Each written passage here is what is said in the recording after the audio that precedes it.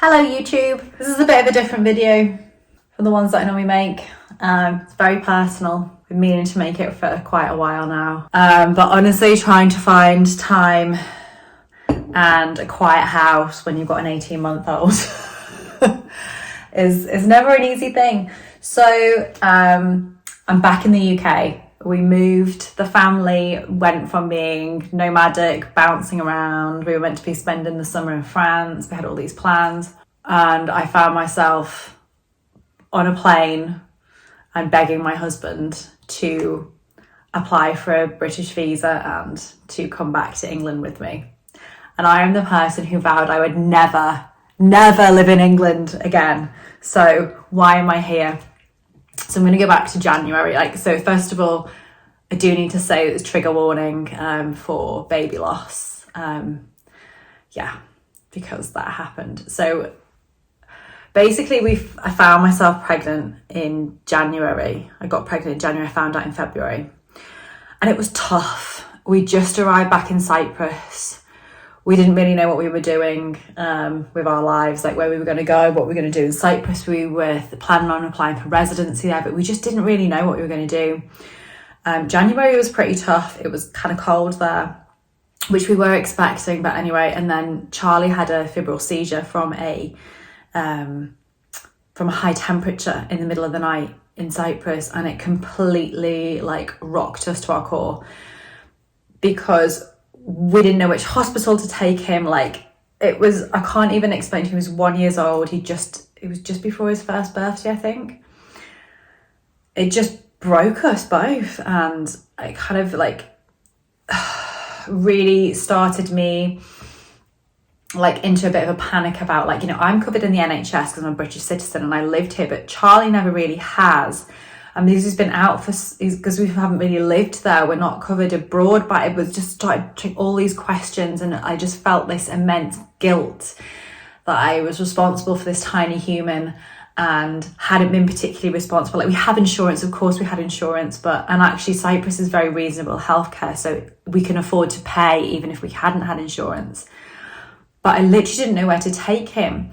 And so that's kind of started off some conversations with us as a family, and that kind of started planting the seed about wanting to come back to the UK, because me and Carlos can live in Mexico right now. I'm a permanent resident of Mexico, but we don't want to live there. That's not our choice as a family to live there. Charlie doesn't have a Mexican passport actually, so he needs to get a Mexican passport to be able to stay there. But he can live in the UK, so can I, but Carlos can't.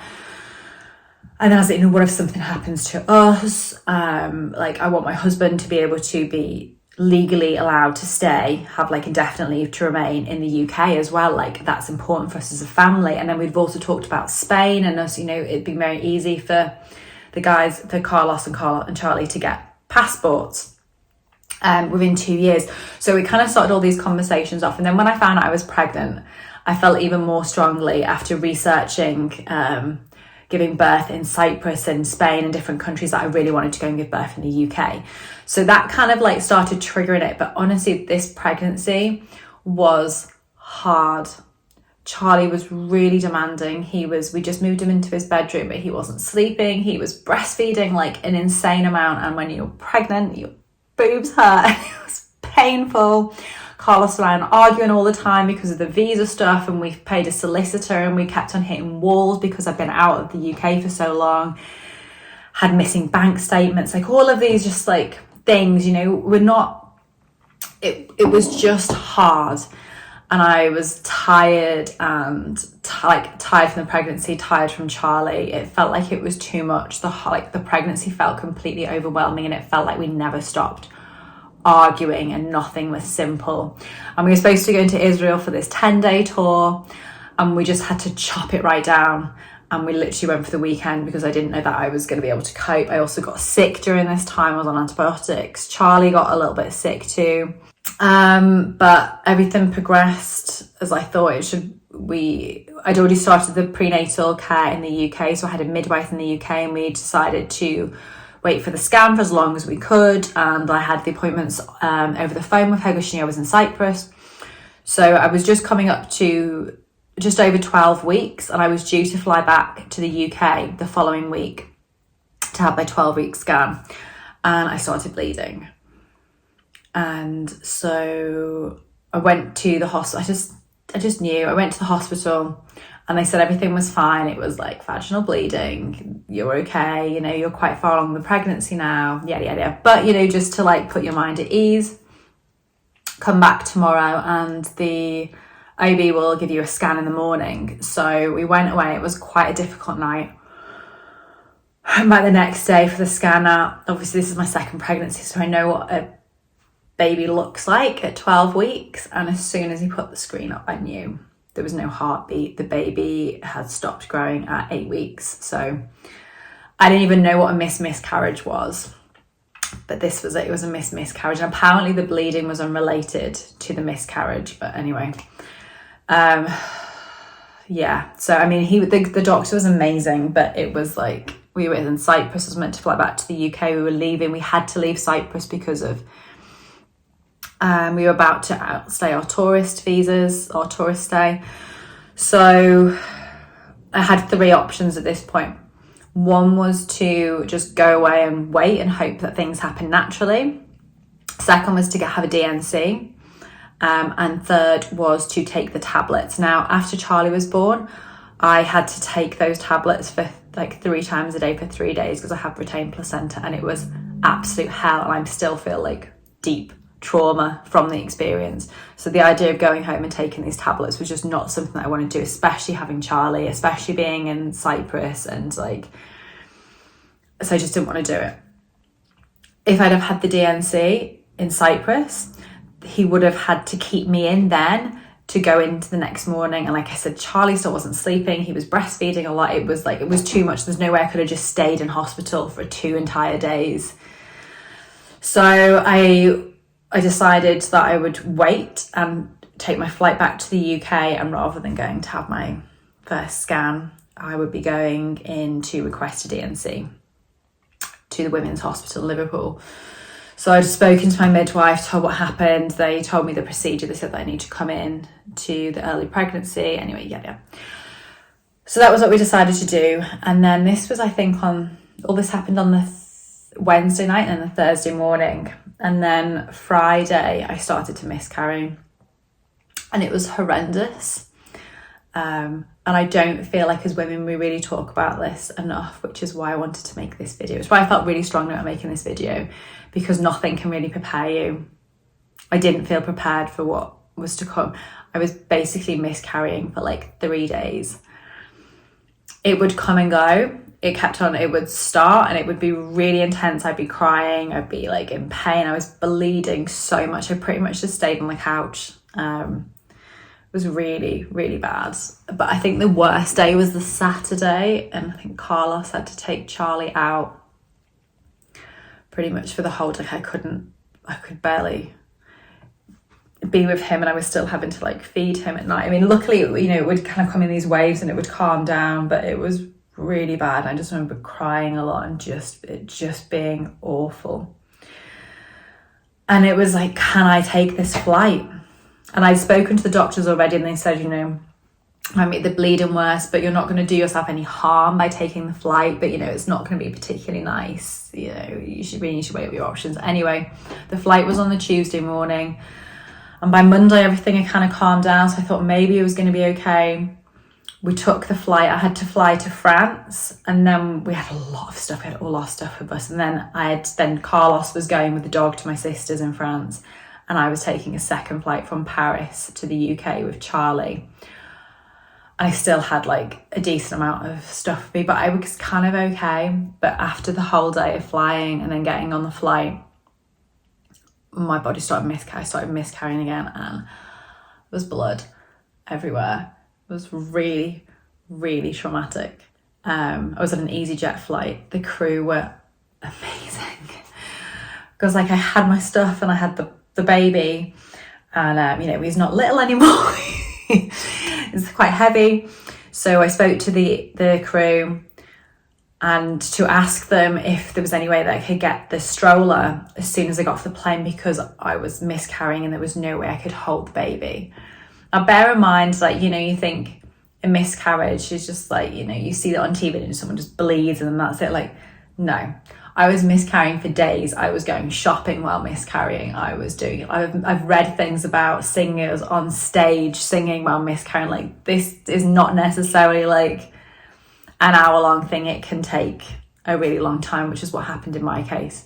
Anyway, so the crew were amazing. They couldn't get the stroller for me, but they could get me a wheelchair. So basically, I got wheeled off the EasyJet flight to Liverpool. And everyone knew why I was like, they all knew, they had to tell the ground crew what was happening, and they were lovely. I can't even, it was so hard. And my dad was there the other side, like, they helped with my bags, they helped with everything. And then I was back in the UK, and, you know, I had my family.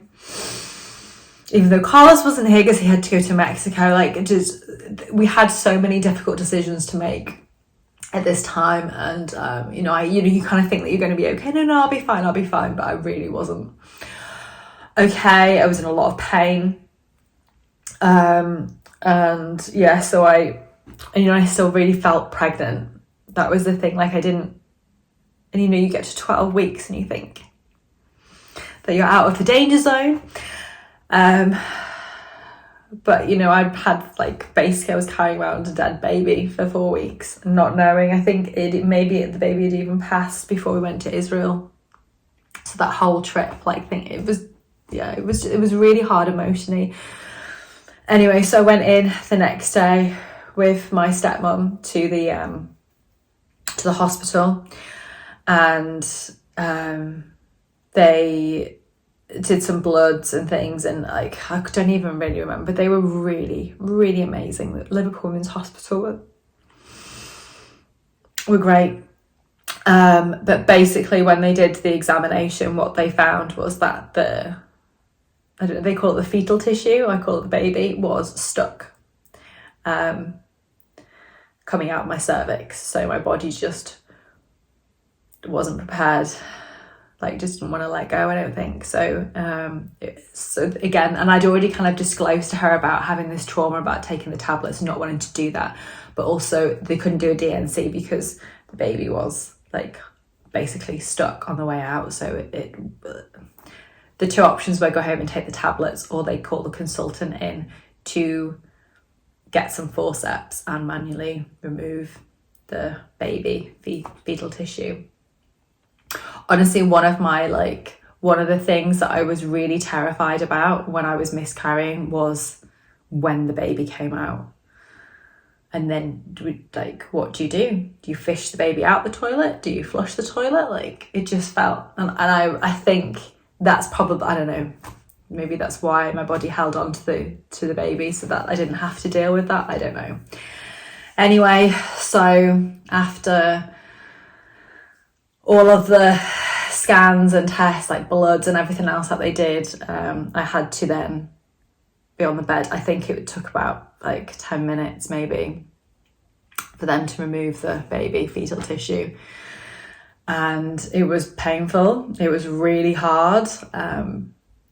It wasn't fun. So that happened. But like I said, they were amazing. And I'm really glad that happened in Liverpool. And they will do, like, there were some options that I could have taken the baby home with me to do something. But obviously, because I didn't have a home, and it was like, I was like, what do I do? Like, there's nowhere.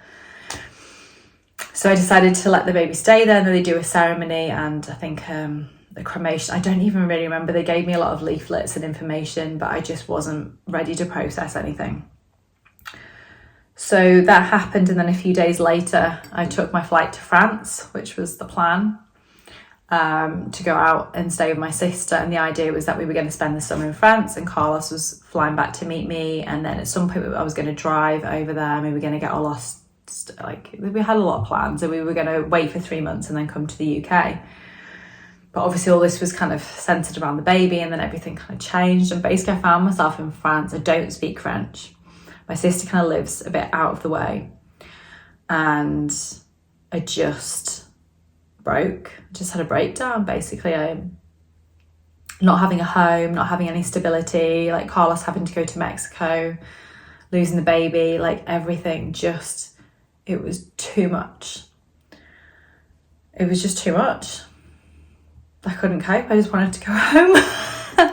And I didn't know where to go. Like, where is even home anymore? I don't live in Mexico now. The house in Cyprus was rented and we couldn't go back there anyway because we didn't have the visa. I could stay in France, but I was miserable and I felt like completely alone. I literally just, my sister just cried every night. I didn't even cook dinner. I didn't do anything, just sat on the couch and cried pretty much the whole time. And I just begged Carlos, like, I have to go back to England. Like, I don't know what else to do. Sorry. I just didn't know what else to do.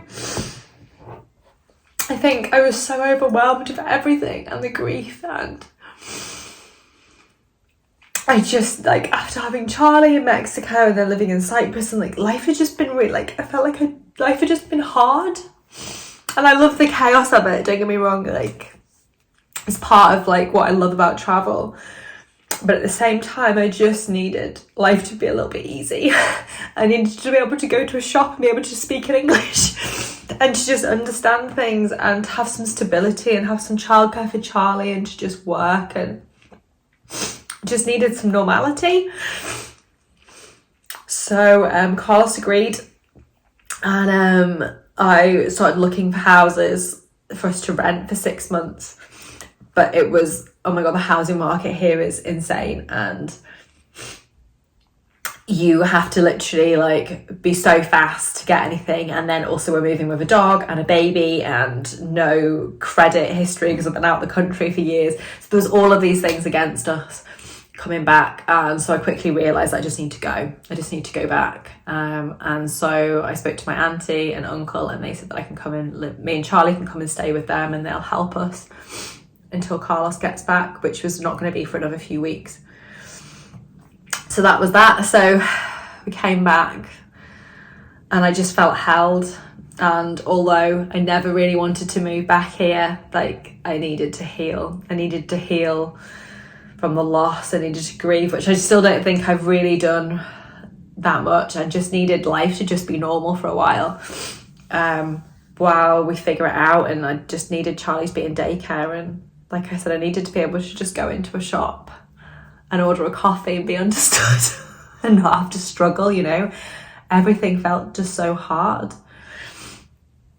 So that was it. So we came back, we eventually found this house. So we're living in Hoylake, of all places. Like, literally the most boring place on the earth. Of course, I was like, why are we here? Like, I don't know. It's just, this is where we are right now. We just need to be like a normal, boring family for a little while.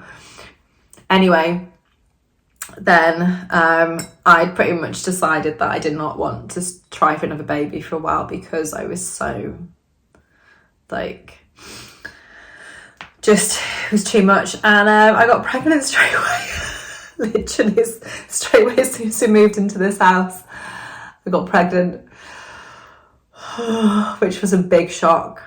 Which really, I wasn't doing anything not to get pregnant, but I just didn't think, like, and it's been, I can tell you now, I'm 16 weeks, we've had the scan, everything's going really well. I'm convinced it's a girl because I was so sick. Literally the first 3 months have been hell, like really bad. Couldn't smell anything, and Carlos was away for quite a bit of it as well, like for the worst time. I could barely move off the couch. I was taking Charlie to daycare and then just coming back and crashing on the couch. And my staff, like my team, have barely heard anything from me. I've been like popping into Slack like once a week, just like, hey, sorry, not working again this week. I literally have not been able to do anything. It wasn't really until I hit like 12, 13 weeks that I started feeling human again. The first trimester was rough, and then added into that, like, still dealing with the loss, still dealing with the still grieving and being terrified because it wasn't just a miscarriage, it was a missed miscarriage. So I thought everything was fine. I thought I was 12 weeks pregnant and my baby had died at 8 weeks. So that's almost more, it was really hard. So I ended up, I actually paid, we've got a place that you can get a scan here. I paid to go and get an extra scan just so I could know, and straight away I saw this baby, the heartbeat was like super strong, bouncing around, sucking thumb. I'm convinced it's a girl. absolutely convinced, because I didn't have any of this with Charlie. I was not sick. I didn't have like nausea at all. I had like a tiny little bit, barely ate. I've lost so much weight during this pregnancy. I just started putting it on now. My belly has like popped right out. 16 weeks. And finally starting to relax into the pregnancy and and start looking forward. So I think the plan is to stay here probably for 2 to 3 years. Wait till the baby's born, like get that first year kind of out the way, and then we're probably going to move to Spain. I think we're gonna stay in Europe, but I don't think we'll stay in the UK. But for right now, that's why we're here. That's why we're grounding down a little bit. And I just wanted to really make this video to speak about my experience of miscarriage and to open up that conversation, because nobody talks about it. And it's not just the miscarriage, it's like how it affects future pregnancies as well. Like throughout, especially through the first trimester, I was like, I'm not doing this again. If this baby doesn't last, I couldn't even get my head around the fact that this baby was going to make it out of the first trimester. And I was like, I can't do this again. I can't do this again emotionally. Like, I don't want any more pregnancies. If this baby doesn't last, that's it. Like, Charlie's going to be an only child, which wasn't really what I wanted. Like, I wanted another baby, but I just couldn't go through the emotional side of it. Like, it just was messing with my mental health. And then, of course, adding into all of this, we're still dealing with trying to apply for Carlos's visa, and I'm not going to speak any more about that. I'm going to make a separate video about that later, because we're still going through the process, and so I don't want to do anything that could potentially jeopardize that. But yeah, this year has just been, it's been really hard, and I've been pregnant like for most of it. Okay, found out I got pregnant in January, was still experiencing pregnancy symptoms until May. And then I think I got pregnant again with this baby in July. Yeah, so like, no, I lost the baby in beginning of April. So I had like a month and a half, 2 months in between before getting pregnant again. I never expected to get pregnant so soon. It's just too much. And like, yeah, I even went to the doctor and like just everything. Like, I've been so neurotic. It's been really hard, just needing someone to speak to, needing some counselling, definitely, to deal with the loss. And I've been very open about it. I've told people, but I haven't necessarily put a lot of stuff on social media about it. And I wanted to, but I just felt like it was, you know, it's months down the line. I still got upset making this video. I just don't. And I know so many people who are pregnant at the same time as when I would have been pregnant. So they're like kind of halfway through their pregnancy now, which is where I would have been. So that's been really hard as well. But, you know, I'm really happy for them. So here I am again, pregnant. So now I'm going to have to navigate how I'm going to continue doing this travel malarkey with 2 children and a husband. My plan right now is that I'm going to try and travel solo as much as I can before this next baby comes, because it's one thing getting a sitter for 1 baby, or like, you know, leaving Carlos with 1 baby, but 2 babies is like a little bit more complicated. So I'm probably not going to be doing very much on my own for the first year. But it really depends on the baby. Like, Charlie was a Klingon baby who needed me, and he's so independent now. He like sleeps in his own bed in his bedroom. Like, his granddad's looking after him tonight. So me and Carlos can have a date night. And I'm really glad that I made the choices that I did, and that I didn't sleep train him, and that I was, you know, very baby led, just gave him what he needed really. And now he's like very self-assured, self-confident, like lovely boy who everyone loves. So I have no regrets about that. Everyone was telling me, you know, he's going to be like too clingy, he's going to be too dependent on you, you know, you're giving him too much. And proved everyone wrong, because I don't think he's clingy at all. He's a little bit clingy, but that's just kids, isn't it? But, you know, maybe this baby's going to sleep through the night and like not need to have contact naps. Who knows? You really have to be led by them. Well, I believe you have to be led by them. And so I'm planning my maternity leave. I'm planning taking time off. Hopefully we're going to get out to our house in Cyprus for a couple of months next year once the baby's born, just so I can like rest and recover in the sunshine. But don't know about that yet. So yeah, leave me some comments. Let's open a discussion about this. And yeah, so that's why I'm not traveling quite so much, but I'm traveling in the UK and I'm loving it. We've joined the National Trust. We've been planning little trips. We're thinking about buying a camper van that my cousin's husband is converting. So and it has 4 seats as well, so there's room for all 4 of us. Okay, this video is 25 minutes long now, so anyway, that's it. I hope if you made it this far, congratulations, well done.